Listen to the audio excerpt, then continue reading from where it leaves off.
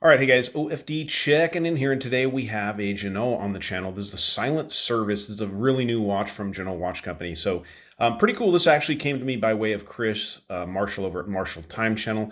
I'll leave a link to his videos on this watch down below in the description. So this is actually his personal watch so that he picked up. So these are very interesting watches. The brand is, I'm going to just say, very interesting. I would love to go to their website and have an about so I understood more about Ginault and what's going on with the company. But over at their website, they really just advertise their watches. There's not a whole lot about the history of the company or you know what they're doing, what they're trying to do. So because of that, I think there's been a lot of controversy and things around this brand. Now, I don't want to get into that here on the channel. I'm sure there's going to be some comments down below about this brand and the history and stuff. But what I wanted to talk about was this particular watch. It's a really, really nice and well done watch. So first thing I always like to do when I'm talking about watches here on the channel is get into the specifications of the actual size of the watch overall. So this is a great size watch. The case itself comes in right around 39.7. You got 40 millimeters at the bezel, hangs over just slightly there, which is perfect. 47 lug to lug, which is an excellent, excellent length there for the wrist. 12 millimeters of thinness. I'm going to say thinness because on a 300-meter dive watch, that is a nice svelte watch. And you have 20 millimeter lug openings. Now, this company has, in the past made a lot of basically, I'm going to say mil-spec sub-homage type watches. Excellent build quality, very nice stuff. But there's always been some little thing going on. Now, I wanted to show you guys down here at the bottom of the, let me see if I can get this focused here for you. Right down there.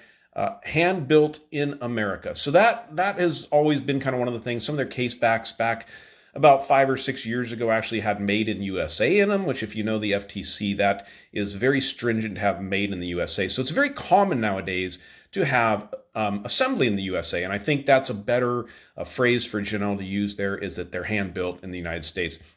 This is running a 6-position regulated Sellita SW200-1. So it's a good movement, and Ginault regulates it in 6 positions. I'm not sure if they provide you that paperwork with that or not. Now, interestingly enough, we're going to go ahead and bring it up here a little bit closer again so we can read some more on that dial.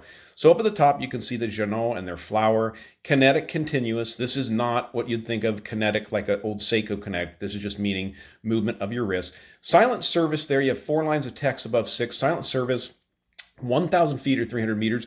Submersible maritime and precision chronometer. Now, the precision chronometer, I don't know if that means that they've in-house done that to what they consider chronometer standards, or if this is actually a certified chronometer. I think it's an in-house thing. I don't think they actually certified these watches as a officially certified chronometer. If they did, it would probably be right there on the dial there. So if you guys aren't familiar, silent service pretty much refers to the submariner service of the Navy. Most submarine missions aren't something that are really talked about. They're usually silent missions. No one wants to know where that submarine is going or coming from. And that's where that terminology comes from. Nice, very clean 120 click bezel on this watch. Everything lines up perfectly on it, and it does glow. We'll go ahead and get this thing into the dark here towards the end of the video, and I'll show you guys all the lume on it. Mil-spec style sword hands on this watch. Nice bright red. Second hand there makes it cool, matches up with that silent service above 6 o'clock. And then you have that glow in the dark pip there. The crown on the watch, screw down crown, is signed. Not even signed, it's embossed, and it looks really, really nice. You'll notice that unlike the Ocean Rovers, this watch does not have any crown guards on it. 7.1 millimeter crown, so it's a good size crown. The bracelet's spectacular. The bracelet is really nice. I mean, honestly, it's hard for me to tell the difference between this bracelet and a real Rolex bracelet. Just really, really well put together here. Everything about it, as you guys can see, it is fully adjustable here, and you can move that thing back and forth and probably get up to like a ½ an inch of difference there. I've got it down to the smallest position for myself so we can show this one on my 7-inch wrist. Currently, right now, over at the Ginault website, the retail price on this is $1,149. So it's not an inexpensive watch. It's a pretty pricey watch. And I think at regular price, these are supposed to go for $1,500. So let me know down below in the comments what you think about it. I think it's a very well-made watch. You guys can see the finishing on this watch, and this is something Chris has highlighted too. Very much hearkening to your Rolex style finishing. Nice clean chamfer coming down here underneath the bezel. brushing on the tops of the lugs, and it is nice thick brushing done very, very well. Has that grainy effect to it that you'd see like on a Rolex or whatnot. So sapphire bezel insert, sapphire crystal, of course, on the face of the watch. But let's go ahead and throw this one on my 7-inch wrist, and then be sure to stick around for that lume shot. All right, so the watch on my 7-inch wrist fits very well. The bracelet is super comfortable. That on the glide adjustability, or on the fly, I should say, adjustability of that bracelet is really, really nice. Now, generally what I'm wearing most of the time is my 16600 Sea Dweller. So here's a comparison side to side. I mean, they've definitely gone away from the homage thing with this watch. The case, there is a little bit of it, but this one has sexier lugs, I think, at least on it, nice thinner. But anyways, that's what they look like side by side. Let's go ahead and dim the lights and see what the lume on this looks like. All right, so we have dimmed the lights, and I actually lit up my Doxa that's running down there in the Mosley watch winder.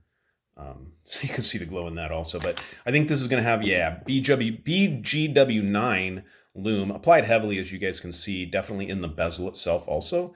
You guys can see that bezel glow there. So I know it's not completely dark in here, but this gives you a really good idea of how this watch is going to glow. So nice looking timepiece. Let me know down below in the comments what you think of this watch, what you think of Ginault altogether. I think it's an interesting company, but I do love this watch. It's absolutely stunning and beautiful, and probably well worth the money. This is available date and no date version. So if you want a date version, you can get that. One of the things I forgot to mention in the specs is it does have a ghost position on the crown on this one, because this is a no date version.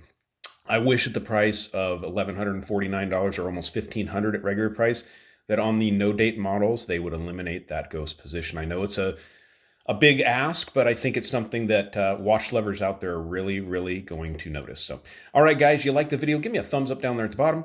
And if you've not subscribed to the OFD channel yet, please do. Please do. Thanks, guys.